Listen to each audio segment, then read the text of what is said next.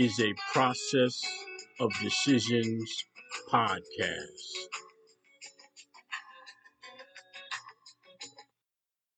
Is Trent Thomas, your recovery peer support specialist. Tonight's episode is entitled Coping with Suicide in Recovery. Suicide is a decision to not live, a decision to die. Suicide is a permanent solution to a temporary problem. Suicide is an end, a conclusion of a story. Suicide represents a final chapter of a life story. Suicide represents the taking of your will and the denial of God's manifesting for life. Suicide is anti God's will and an embarking on man's decision to die and not live. Suicide represents man's taking of the steering wheel of life's vehicle and deciding to drive into the black void of termination, placing a premature period on a sentiment written and constructed by the God of our understanding. Suicide places our will over the plan and designation laid out by God, our will over God's purpose, a breach of his majesty by our ill-conceived plan of termination, where we can end but not construct an existence born out from the imagination of God's mind, a sacrificing of the beauty of his magnificent will, and then pull the switch which he endowed us with when he created us with free will. We ultimately have a right to decide whether we want to live or die. Suicide is a blanket statement on our existence. In speaking with a person who recently had overcome a desire to commit suicide, he stated that in that moment when he was contemplating suicide, he did not think of anything other than the act of ending his life.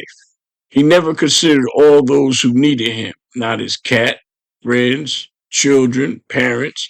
His only thoughts was on ending his life. It was at this moment he made a plea to the God of his understanding to save his life. It was at that time the compulsion to die was lifted from him. To this day, he does not understand how his life was saved. He just knows he did not save himself. A power other than himself acted on his behalf and saved him from himself.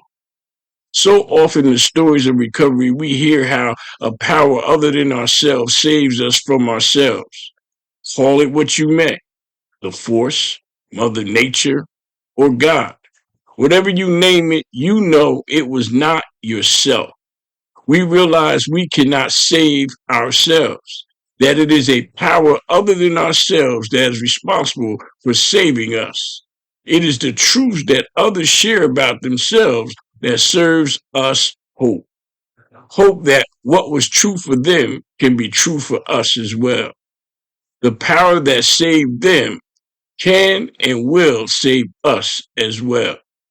This power, whom I call God, has the power and empathy to act on our behalf and save us from ourselves. No greater demonstration of self-harm or self-destruction is evident than in the act of suicide. This blatant decision to end our own life can be executed immediately or with continued use of drugs and alcohol. The decision to not live is the prominent expression of addiction. The decision to continue in self-destructive behavior where the expectation is death. That is why the first decision of recovery is to live and not die. Once deciding to live, you then embark on receiving and following instructions on how to live and not die. Recovery is making the next right decision. The process of recovery is entailed in making right decision after right decision. The continuation of making right decisions leads us to more rewards and less consequences. What we know to be true is at the moment of our greatest despair, we could not think, hustle, lie, or scam our way out of the seemingly bottomless pit we found ourselves in. When we consider death as a better solution than to continue on the rapidly disintegrating treadmill we find ourselves on, where we calculate we are worth more to our family dead than continue on living a life of regret and darkness. The rationale of paying life insurance to surviving family members as a better compensation than to continue living a life of self initiating pain and misery.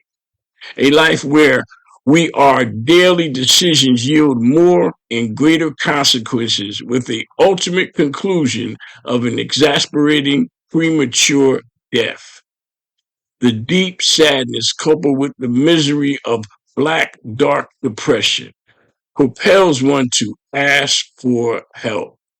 The depravity of life's realization pushes one to cry out for help from the only source of light, the initiator of true light, the creator of light, and the only power in the universe that can deliver us from the well of darkness we find ourselves captured in. This plea for help is heard and answered as only God can. This answer is commonly called a moment of sanity.